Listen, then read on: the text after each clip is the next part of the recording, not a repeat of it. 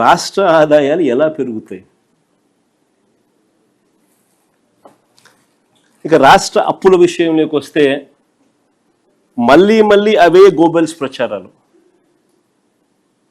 చంద్రబాబు నాయుడు గారి నైజం నిజంగా కుక్కతోక వంకరే.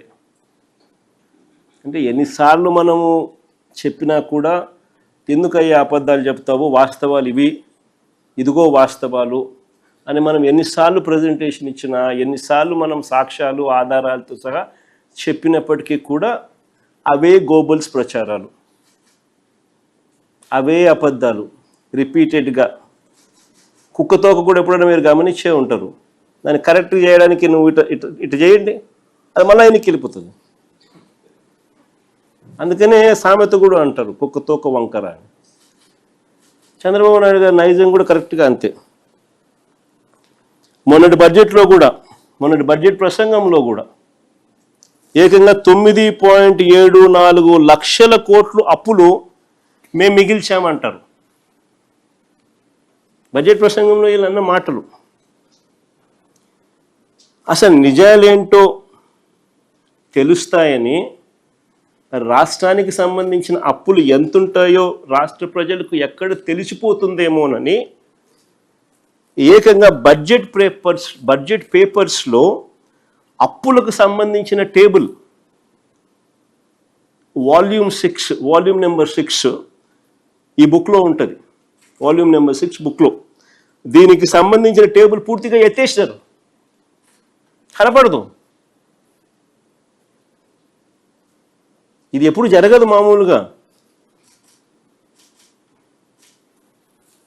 నేను ఆశ్చర్యంగా చంద్రబాబు నాయుడు గారిని ఒకటే అడుగుతా, అయ్యా చంద్రబాబు నాయుడు గారు, ఇక్కడ దాచిపెట్టవచ్చు కానీ మీరు చంద్రబాబు నాయుడు గారు ప్రజెంట్ చేసిన మీరే మీ తొలి బడ్జెట్, అప్పటికింకా ఇంత తెలివితేటలు ముదర్రా.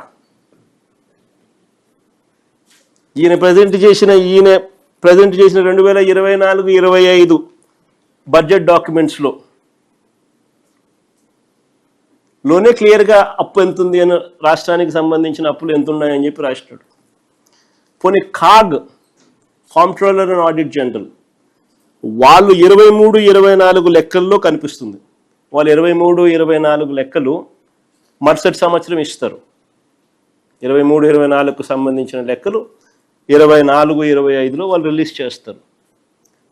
లెక్కలు, ఆడిటెడ్ లెక్కలు. ఆ లెక్కలు చూసినా కనిపిస్తుంది. చంద్రబాబు నాయుడు గారు ప్రవేశపెట్టిన 24-25 మొట్టమొదటి సంవత్సరం ఆయన ప్రవేశపెట్టిన బడ్జెట్ చూసినా కనిపిస్తుంది. దాంట్లో రాష్ట్రానికి ఎన్ని అప్పులు ఉన్నాయి, ఎవరి హయాంలో ఎంత అప్పు చేశారు అని చెప్పి క్లియర్ కట్గా టేబుల్స్లోనే ఉన్నాయి. 2014 వరకు ఇది బడ్జెట్ డాక్యుమెంట్ క్లియర్ కట్గా మీకు అందరికీ కనిపించే విధంగా చూపిస్తా ఉన్నాం. Page number 14, page number 16 budget document 24-25 Chandrababu Naidu గారు మొదటి సంవత్సరానికి సంబంధించి చూస్తే ఇక్కడ మీరు గమనిస్తే 2018 మన హయాం చివరికి అంటే 2023-24కు సంబంధించి చూస్తే పబ్లిక్ డెట్ అవుట్ స్టాండింగ్ 4,91,734 కనిపిస్తుంది. తర్వాత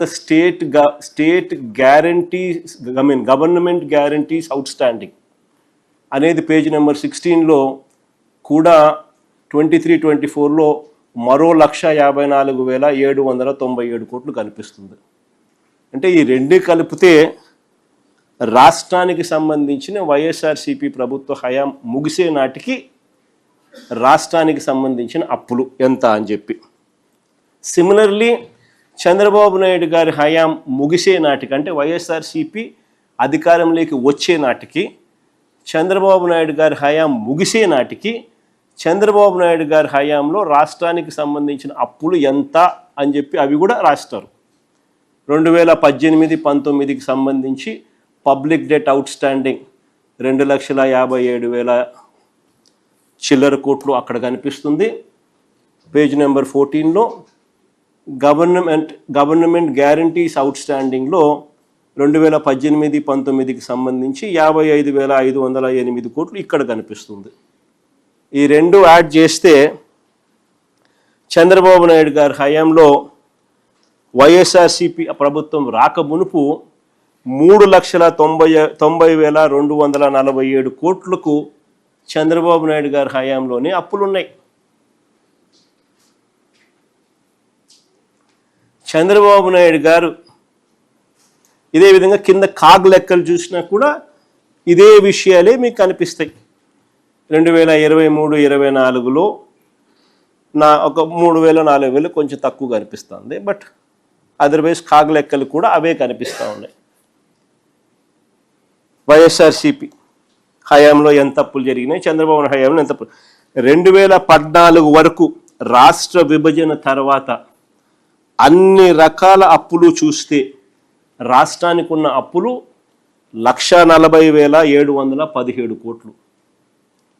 ఈ అప్పు కాస్త చంద్రబాబు నాయుడు గారు దిగిపోయే నాటికి 3,90,217 కోట్లకు ఎగబాకింది. అంటే చంద్రబాబు నాయుడు గారి హయాంలో 2014 నుంచి 19 మధ్య 2,49,350 కోట్లు ఆయన అప్పు చేసినాడు.